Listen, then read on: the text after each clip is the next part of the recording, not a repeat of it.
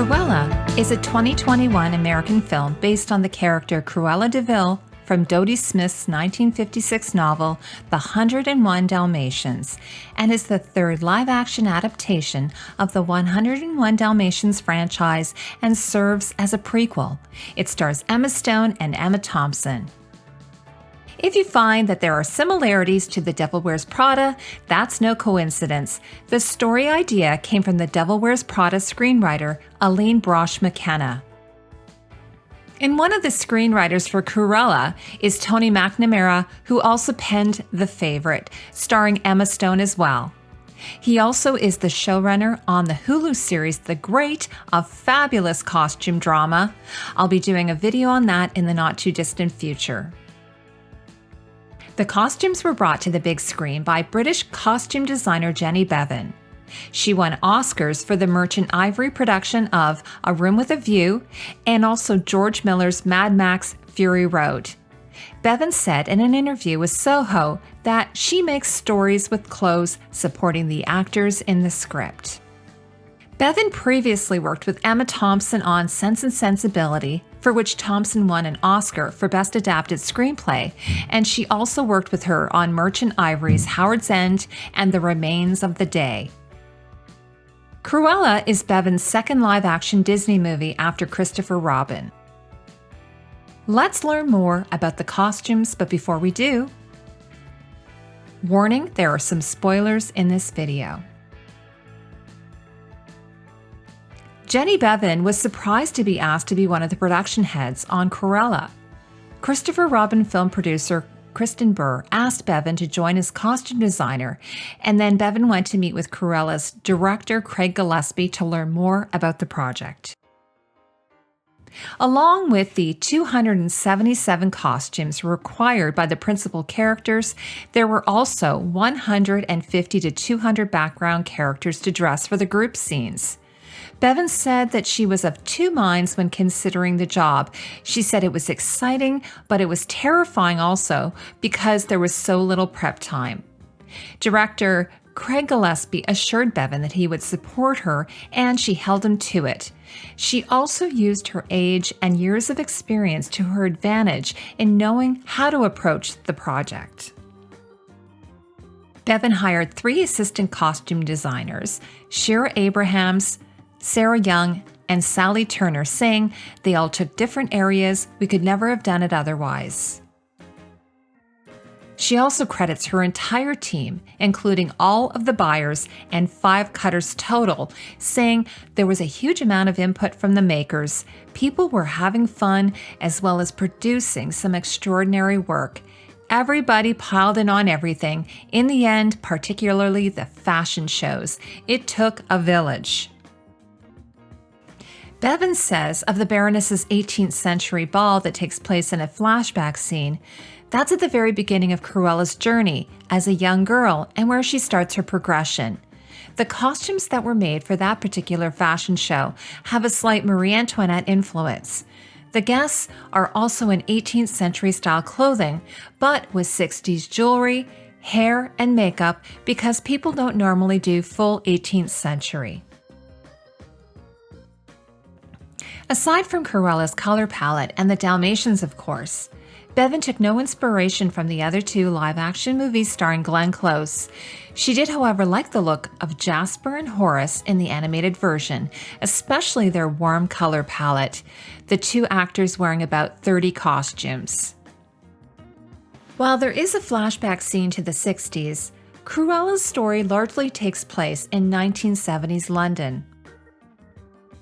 Having lived and shopped for clothes in London during the 1970s, Beavan was able to draw on her own experiences, saying, I was more into theater than fashion at the time, set design, scene painting, but I do remember the things I wore, even though they weren't that exciting. I couldn't afford Vivienne Westwood or even Biba was a bit out of my price range. Beavan even recalls that she wore a red guards jacket with jeans back in the 70s that she bought at the Portobello Market for about £3, and that jacket went on to influence one of Cruella's signature costumes. And while I won't be getting into it in this video, I should also mention that the hair and makeup design is by Nadia Stacy. She designed something like 152 wigs for the Marie Antoinette Ball and about 88 wigs for the Baroness's Viking Gala Charity Ball.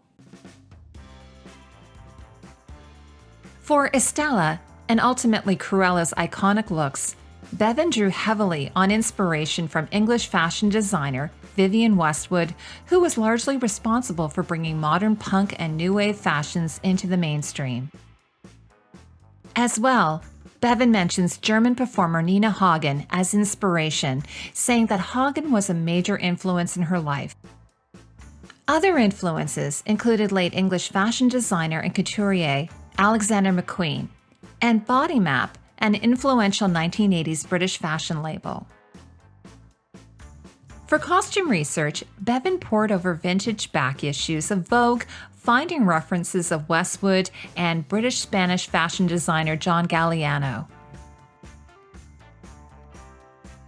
Beavan says that since Estella didn't have much money in the beginning, she would have been shopping at vintage stores. She says, you get the sense that Estella would have gone to vintage stores in London's Brick Lane when it was a rag market.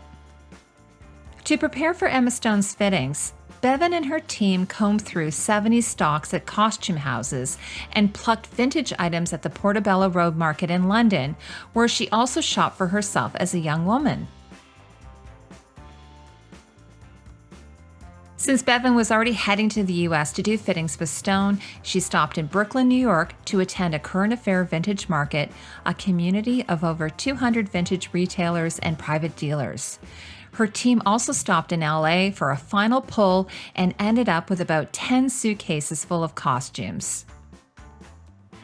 At Emma Stone's LA home, Jenny Beavan arrived with her suitcases plump full of vintage clothes and began a 6-hour fitting spree in Stone's kitchen with the director and set designer in attendance.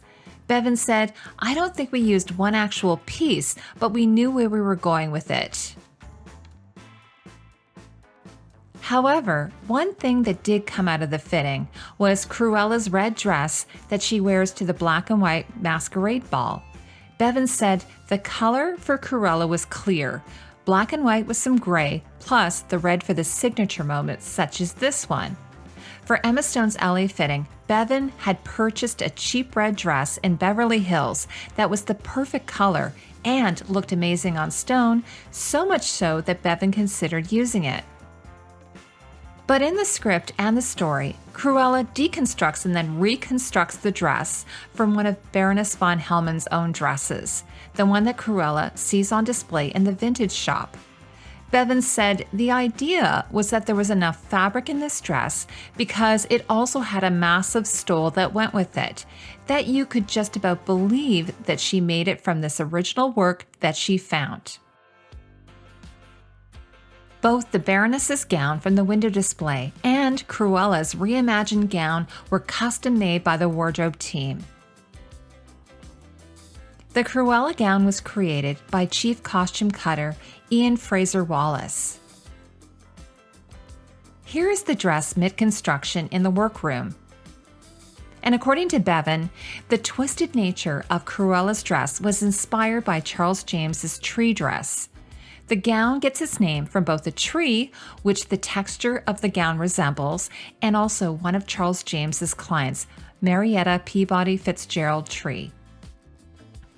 According to Beavan, Emma Stone was not harmed in the scene where the white cloak burns away, revealing the red gown underneath. She said there are practical effects available and she did look into it, but in the end, it was a visual effect. Cruella's biggest showstopper was Emma Stone's second favorite costume to wear. This military jacket with a cascading frilly skirt and worn with Doc Martens proved to be one of the most challenging costumes for the team. Beavan said the whole point of the frilly skirt was that it had to enclose the Baroness's car. It had to be enormous and light enough that she could wear it, but also heavy enough that you could swoosh it around the car. It was just far too heavy. The gown was made at England's Shepperton studio by Chief Costume Cutter Kristen Fletcher, who cut more than 5,000 petals from 434 yards of organza fabric. An army of students, interns, and trainees hand-sewed all of the petals to the skirts. When I first saw the costume on screen, it reminded me of this coiffé design from 2012. Of this look, Beavan said, "Military bits were very popular at the time, which you wore with jeans or a frilly skirt. It was about putting things together in an interesting way. And many of the jacket embellishments come from Portobello, but some were added by her crew, showing that this costume is indeed a collaboration." And if you look closely, you'll see that there are dioramas of horse-drawn carriages atop of her shoulder epaulettes. Beavan had found a vintage military jacket at a shop in Melrose in LA that could have worked, but in the end they decided to make it from scratch. The dumpster truck dress, as it's called, like the red petal dress, was said to take up most of the Shepperton Studios workroom. Beavan said that Cruella's costume had a real mixture of influences from the 70s, military and fantastical, but also using old pieces in an ethical, repurposed and recycled way. I thought that was part of her ethos too. The bodice portion of Cruella's dress gives me some Gaultier vibes. According to the V&A, Jean-Paul Gaultier was a pioneer of underwear as outerwear, adapting foundation wear into erotic ready-to-wear. Emma Stone said of this look, "My favorite outfit, absolutely outlier, is the dress I'm wearing in the scene with the garbage truck because there was a 40-foot long train. The train was not attached to the dress because I would have been unable to move. So they fixed her at the last minute when I got into the truck. It was phenomenal." The tabloid rag featuring stories about Cruella's rivalry with the Baroness end up as a design detail on the dress. And the train is covered in the Baroness's 1967 collection of gowns as a way for Estella to thumb her nose at the aging designer. The silhouette of Cruella's tire tread leather motorcycle jacket is reminiscent of this 1970s Biba jacket. And the future makeup echoes Daryl Hannah's spray-on eye makeup in Blade Runner, or possibly even Kirsten Dunst's sheer ribbon mask in Marie Antoinette. This is Cruella's final look and the one that is used the most for the marketing for Cruella. Beavan said that Emma Stone seems to embody and own the clothes when you put them on her, so that was great. And while Stone wasn't allowed to have a cigarette holder because of the restrictions at Disney that banned smoking in movies, she was able to have a cool walking stick that at one point in the movie is used as a weapon. Stone said of her Cruella wardrobe, "The sheer luck of a movie like this is that the costumes do a lot of the work for you as an actor. Once you put on those things, you feel like Cruella de Vil. Jenny has created something really special." Cruella's suit was made by Chief Costume Cutter Dominic Young. The cut and the texture of the fabric look a lot like this 90s Vivienne Westwood suit. Dominic Young also made Cruella's other black gown that she wears to the Baroness's Viking charity gala. Let me know what you think of Cruella's costumes in the comment section below. To juxtapose Cruella's black and white palette, Beavan dressed the Baroness in brown and gold. For her rather sculptured silhouettes, Beavan was inspired by French fashion designer Christian Dior, particularly Dior's new look, and Cristobal Balenciaga, among others. She said that the Baroness is slightly old-fashioned, a bit more 50s and 60s. She's a good designer, though past her sell-by date. You can really see the influences of the Baroness's daytime looks with these 1950 to 1960 couture pieces from Spanish designer Cristobal Balenciaga and Christian Dior. Despite having a history with Emma Thompson on multiple films, Beavan says she approaches everything new each time around. And while she often works collaboratively with her actors, in this case, she couldn't because the costumes were very much dictated by the script. But because she had dressed Thompson in the past, Beavan said, "I know how she works and I know her body." And Thompson has a stunningly good figure and loves wearing clothes like this. She enjoys it, which also brings something to the whole costume. Some people just stand in it, but she embodies it.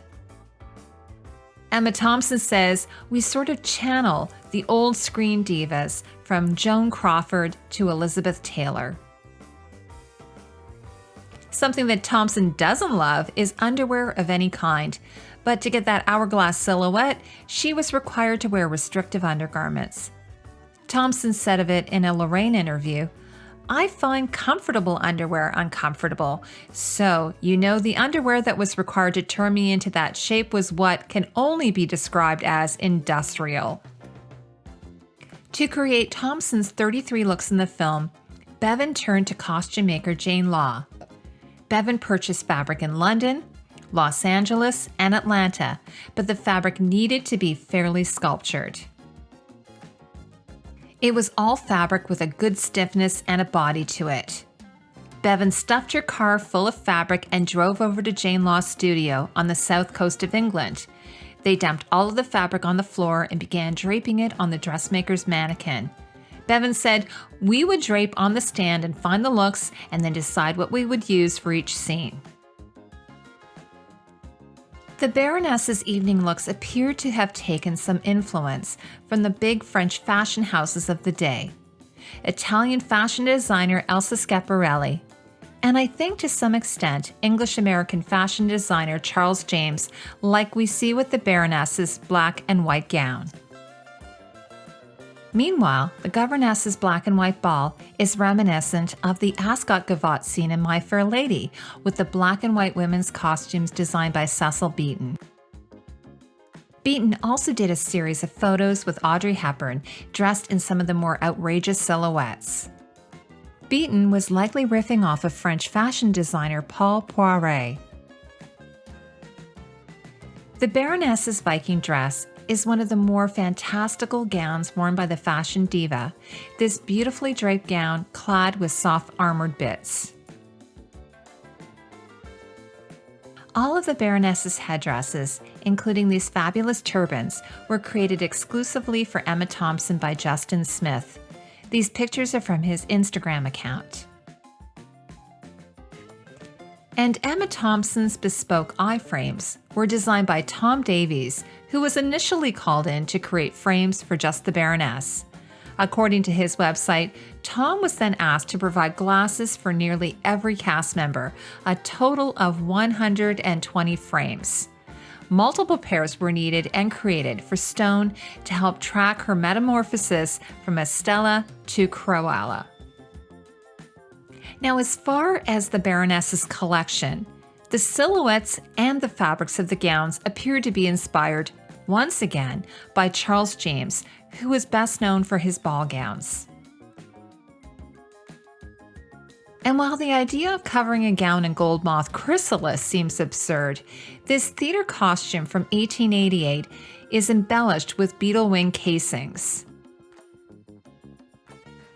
According to the V&A, dress fabrics embroidered with pieces of beetle's wing cases were popular with Western women from the mid-19th to early 20th century.